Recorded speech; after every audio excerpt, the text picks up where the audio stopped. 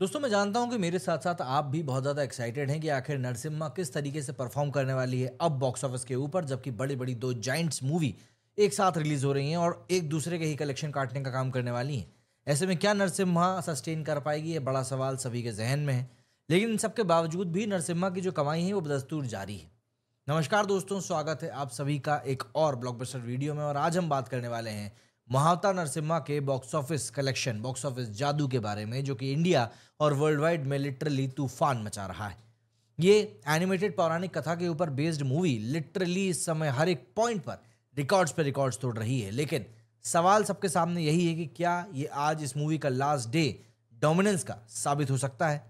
क्योंकि कारण वही है, कल से कूली और वॉर 2 का एक बड़ा क्लैश होने वाला है। प्लस क्या फैक्टर्स हैं जिसने इस मूवी को अभी तक लोगों के बीच में प्रासंगिक बनाकर रखा हुआ है, और आखिर क्यों बॉलीवुड इंडियन मूडियंस के मूड को भांप नहीं पा रही है, जबकि साउथ इंडियन इंडस्ट्री लगातार दिल जीतने का काम कर रही है। इन सब चीज़ों के बारे में बात करेंगे, हर एक चीज़ को कवर करेंगे, चाहे वो बॉक्स ऑफिस नंबर्स हो, क्लैश का सीन हो, या फिर बॉलीवुड साउथ का कंपैरिजन हो। सभी चीज़ों के ऊपर बात करेंगे। तो सबसे पहले आगे बढ़ने के लिए आप लाइक कर दें, शेयर कर दें और चैनल को सब्सक्राइब कर लें। बात करते हैं सबसे पहले महावतार नरसिम्हा के बॉक्स ऑफिस कलेक्शन की। तो देखिए, इस फिल्म को अश्विन कुमार जी ने बनाया है। 25 जुलाई 2025 को ये रिलीज हुई और तब से ये रुकने का नाम नहीं ले रही है। जो ट्रेड रिपोर्ट सामने आ रही हैं वो बहुत ज़्यादा प्रॉमिसिंग है और ये बता रही हैं कि ये मूवी इंडिया की अब तक की हाईएस्ट ग्रॉसिंग एनिमेटेड मूवी बन चुकी है। और इसने हॉलीवुड की बल्लम मूवीज जैसे कि Spiderman across the Spider Verse, Hanuman और इसके अलावा Kung Fu Panda, the Lion King, Mufasa, इन सबको पीछे छोड़ दिया है। हिंदी वर्जन अकेले ही बहुत भयंकर तबाही मचा रहा है और जो कलेक्शन निकाल रहा है वो मेन स्ट्रीम सिनेमा से भी कई कई गुना ज़्यादा है। और इस मूवी ने भारतीय एनिमेटेड मूवी इंडस्ट्री के लिए तो एक हिस्ट्री ही क्रिएट कर दी। मतलब मैं आपको एग्जैक्ट इसके फिगर्स बताता हूँ कि आखिर नरसिम्हा के इस समय फिगर्स क्या कुछ गवाही दे रहे हैं। तो अगर मैं कल के कलेक्शन की आपको तारीख बताऊं, 19वां दिन था, तीसरा मंगलवार था और इसने 6 करोड़ रुपए का कलेक्शन किया है। 6 करोड़। ये मैं एक वर्किंग डे की बात कर रहा हूँ, कोई छुट्टी की बात नहीं है, और ये थर्ड ट्यूसडे था। ऐसे में मूवी का जो टोटल कलेक्शन था कल तक 181 करोड़ रुपीस पहुंच चुका था। इसमें अगर मैं आपको हिंदी कलेक्शन बताऊं तो 135 करोड़ रुपीस पहुंच गया था। अगर हम वर्ल्ड वाइड कलेक्शन की बात करते हैं तो 230 करोड़ रुपीस का कलेक्शन कल तक हो चुका था। एंड इंडिया ग्रॉस कलेक्शन भी 215 करोड़ रुपए हो चुका था। ऑक्यूपेंसी की बात करें, तेलुगु 3D में ये गई थी 18% की। इसके बाद बारी आ जाती है हिंदी की, तो हिंदी 2D में गई थी 20% की। फिर हिंदी 3D की बात करें तो वो गया था 22% की। मतलब इसकी ऑक्यूपेंसी अभी भी बहुत ज़्यादा स्ट्रांग चल रही है। आप ये नहीं कह सकते कि इसकी ऑक्यूपेंसी कहीं से कहीं तक भी नीचे जा रही है। और वर्ल्ड वाइड मैंने आपको बताया ही, होमबाले फिल्म्स ने एक्स पर अनाउंस किया था कि मूवी 220-221 करोड़ रुपए कमा चुकी है। लेकिन जो ट्रेड रिपोर्ट्स बता रही है कि इस मूवी का कलेक्शन 230 करोड़ रुपीस हो चुका है ग्लोबली, जिसमें से कि 11 करोड़ ओवरसीज से हैं। नॉर्थ अमेरिका से इसने करीब $1 मिलियन का मार्क क्रॉस किया है। एंड क्योंकि यहाँ पर महावतार नरसिम्हा की बात हो रही है, तो इसने श्रीलंका में भी काफ़ी अच्छा परफॉर्म किया, plus Australia, Malaysia and Europe के भी कई सारे सेक्टर्स में इसने सॉलिड कमाई करी है।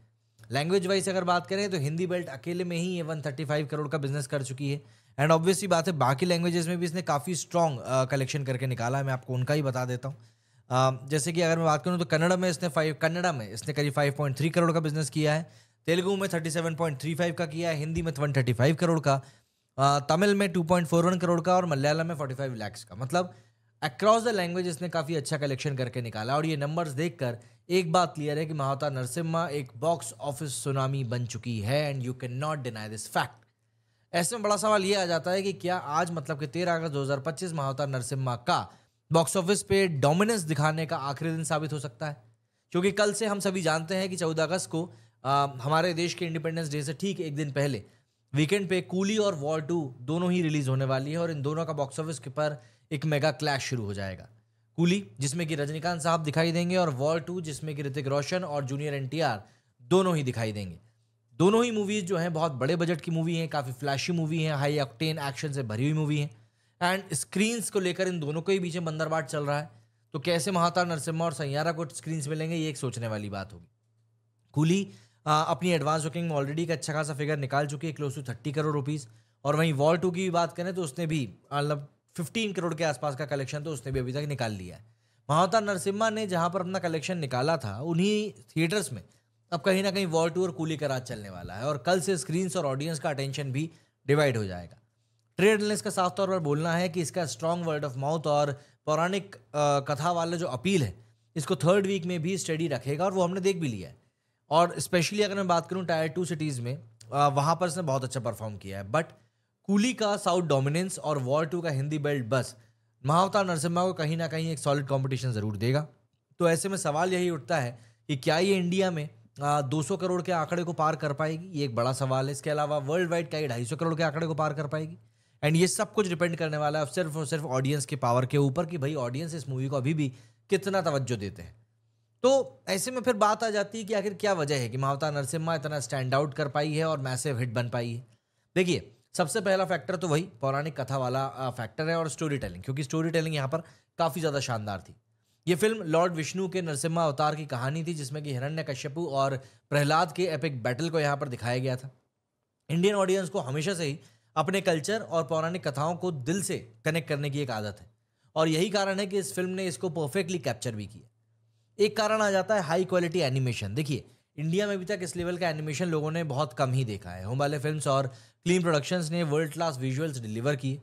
वहीं डायरेक्टर अश्विन कुमार ने हिंदुस्तान टाइम्स को बताया कि इंडियन आर्टिस्ट डिज्नी फिल्म्स के लिए काम करते हैं, तो हमने प्रूव किया है कि इंडियन एनिमेशन भी ग्लोबल लेवल का हो सकता है।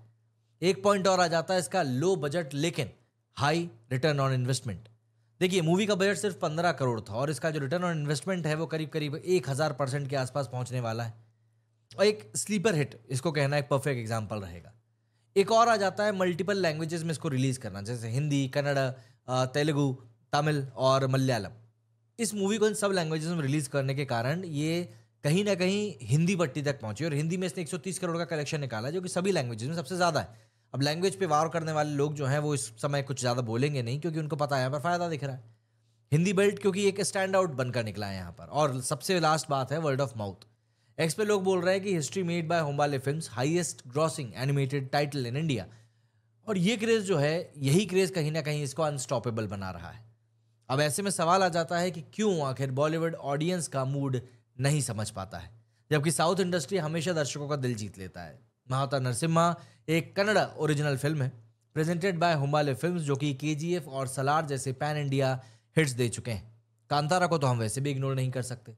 साउथ इंडस्ट्री जहां अपनी रूट से जुड़ी हुई है, वो हमेशा इंडियंस की बात करती है, भारत की पौराणिक कथाओं की बात करती है, फैमिली ड्रामा की बात करती है, और बड़े स्केल पर इनको प्रेजेंट करती है। ये फिल्म्स ऑथेंटिक और इमोशनली रिलेटेबल होती हैं, जो कि ऑडियंस को पसंद भी आती हैं।